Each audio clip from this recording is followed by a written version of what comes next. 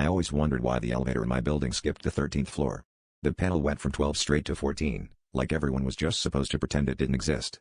But last night, after a long shift and too little sleep, I accidentally pressed both 1 and 4 at the same time, my thumb slipping across the buttons. The elevator shuddered, the lights flickered, and then a soft, metallic ding echoed through the car, much lower than usual. The doors creaked open, revealing a hallway I'd never seen before, long, dim, and lined with doors from end to end. Each door had a tiny, warped peephole, but what made my stomach drop was the picture frames nailed to every single one. Inside each frame was my own face, twisted in terror, mouth wide as if caught mid-scream.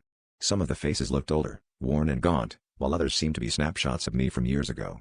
I almost laughed, thinking it was some elaborate prank, but the faces weren't just photos, they were moving, eyes darting, mouths mouthing words I couldn't hear. Compelled by a mix of horror and curiosity, I stepped out. My footsteps echoed, but the carpets muffled the sound, making everything feel dreamlike. As I moved closer to the doors, I could make out faint whispers, and suddenly, the faces in the frames began to synchronize, all mouthing the same word, help. My own voice, distorted and desperate, seeped from behind the doors, matching the rhythm of their silent pleas. I tried to turn back, but the elevator doors slammed shut behind me, trapping me in the endless corridor. Panicking, I pounded on the elevator, but it wouldn't budge. Then, one of the doors creaked open. The face in its frame grinned horribly, no longer screaming, but beckoning me inside. I caught a glimpse beyond, rows and rows of other doors, each with another version of me, some sobbing, some laughing, some clawing at their frames.